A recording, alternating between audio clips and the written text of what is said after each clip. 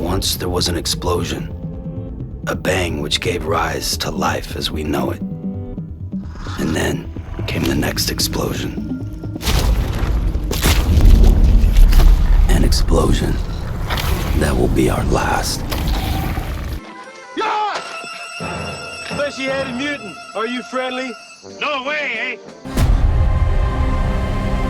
Death Stranding is the game I just played, and now I'm gonna review it.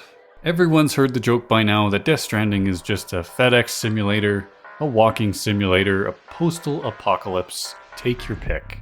So, I guess no introductions are necessary. And well, it's true. It's true in the way that a Rolls Royce and your mom's clapped-out minivan are both cars.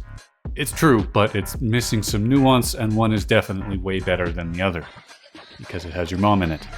So in this video, I'm going to break down Death Stranding and show you why it's more than just a crappy Rolls Royce. First off, what the heck is this game even about? When I started, I had absolutely no idea, and now that I've finished it, I have absolutely no idea. The premise of Death Stranding is so much more intricate and comprehensive than I ever would have imagined, and it's not always to its benefit. When you think FedEx Simulator, you're probably not thinking about a character-driven sci-fi hellscape with as much lore as Elden Ring. But that is what this is. I could talk for an hour about all of the world building and backstory, but I don't want to spoil anything because that's like a core piece of this game, so I'll just give you the basics. Death Stranding takes place in a hopefully fictional future America where beached things have appeared and rain makes stuff age faster. What's your business in Canada? What's your business in Canada? Yeah, you heard that right. Rain makes things old, and I did indeed say beached things. Yes, that kind of beach. No, I'm not referring to your mom sunbathing. Not this time, at least. She's a goddamn hero, that woman. These BTs are more like ghosts. They're beings that are stuck between this plane and the next. They hunt humans, and if they catch you, it causes a void out, which is basically a nuclear explosion. An earth-shattering kaboom.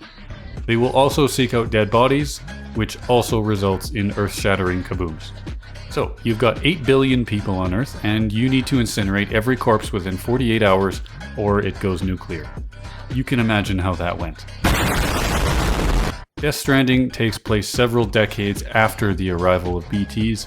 The world's population has been decimated, and the few remaining people are living in isolated communities. There wasn't much to do. All the bowling alleys had been wrecked.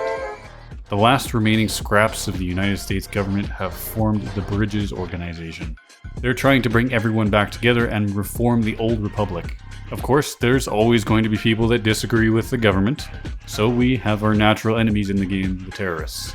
You play as Sam Porter, delivery man extraordinaire. Go f yourself, I'm not your errand boy. And professional baby shaker. Your job is to make deliveries to the various settlements across America and convince them to join Bridges and be part of the new America. Yeah! You also have some helpers, Guillermo del Toro, Die Hard Man, yes, really, and that girl from the latest James Bond movie. And you know what else has beautiful French women? Nope, it's Canada. I'm from the Great White North, right? Like up above the state? Yeah. Okay, so we have a pretty unique setting, but how is this not just a boring walking simulator full of fetch quests? Well, let's start with the terrain. When you start out, you're released into an untamed, wild land. The stark, brutalist architecture from Capital Knot City just kind of ends, and beyond that, the Earth is just Earth. Untouched, undisturbed. It feels incredibly isolating, and I know a thing or two about isolation. I live in a kind of northern-ish region of Canada. I know it doesn't look very north on this map, but trust me, it is. Basically, nobody lives above this line right here, and this whole area up on the top here is roughly the size of Western Europe and only has a population of about 80,000.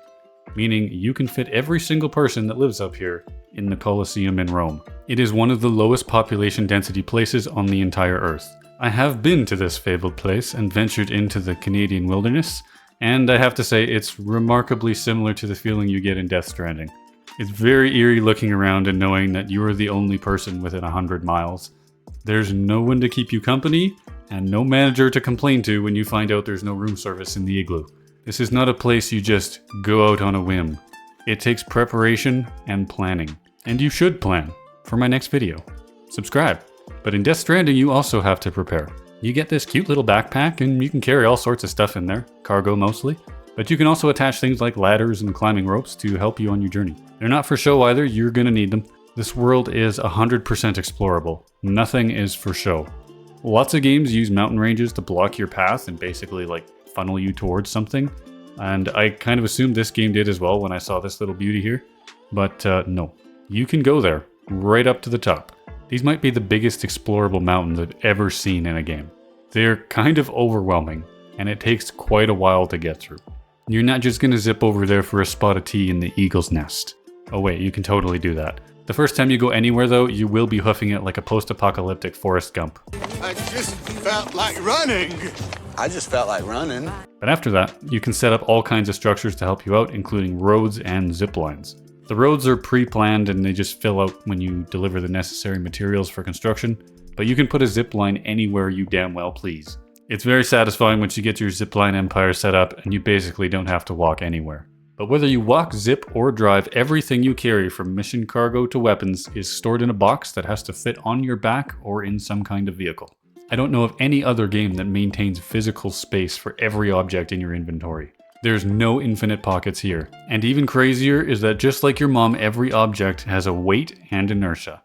When your pack is empty, Sam is agile like a cat. But when you load him up with Amazon packages, he runs slower, he turns slower, and he even takes longer to slow down. It also matters where you put the packages. If you put that big box of extra heavy duty underwear at the top of the stack, you are much more likely to fall over. And if that happens, everybody's gonna know about your big package. Wait, that combined with a terrain that requires you to be very careful with where you step turns this basically into Mud Runner, but with your feet. Whoa, man, you just ran through a big pile of dog shit! It happens. This is the main thing that makes this game so addicting. Completing all the different deliveries, there's about 700 of them by the way, becomes all-consuming. Building out the world and upgrading your gear to make your deliveries even more efficient becomes your main focus in life. I found myself falling into the trap of saying just one more delivery, just one more, I can quit anytime I want. And the next thing you know, it's 3 a.m. and you're almost pissing yourself because you haven't left the computer in 8 hours. And there's combat to shake things up too. Remember how I said dead bodies go nuclear?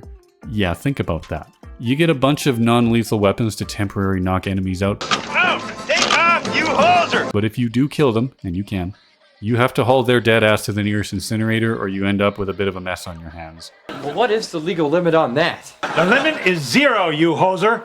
So choose wisely, because those incinerators are not always close by. Finally, let's talk about the story, with no spoilers of course. I like to go into games blind, and I've never played a Kojima game before this, so I was absolutely flabbergasted, not only by the concept of this game, but by the cinematic experience that is Death Stranding.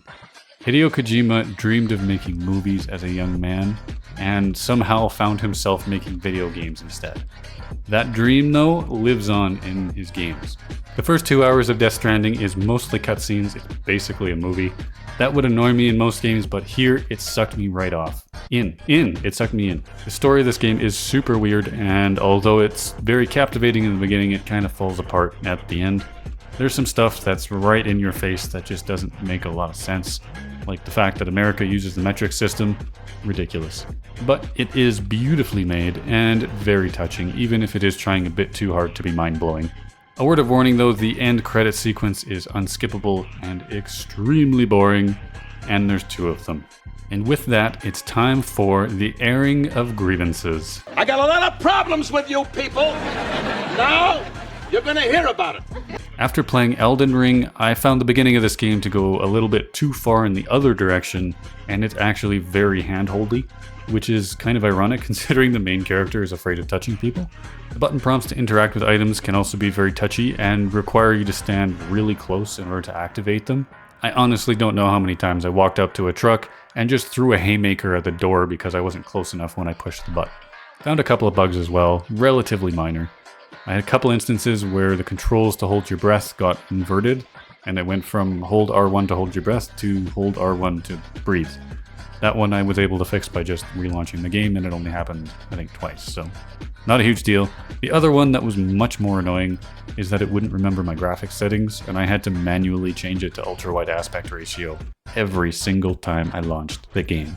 Last but not least, there's the racetrack they added as part of the Director's Cut edition, which you should get, by the way, because it adds a bunch of quality of life improvements, but it also adds this stupid racetrack that makes no sense and has nothing to do with the rest of the game. All of the vehicles here are delivery vehicles, and the physics engine is just not designed for racing. It's really clunky, really slow, and it's just kind of lame. At least it's optional, so you can spare yourself the torture of trying to race an electric delivery van. So what's my conclusion then? Well, if you like shaking babies, this game is for you. Wait, no. If you like handling big packages, this game is... No, that's not good either. Okay, one more. I can do this. If you like Mads Mikkelsen in a Santa hat, okay, you know what? Just play the game. It's really good.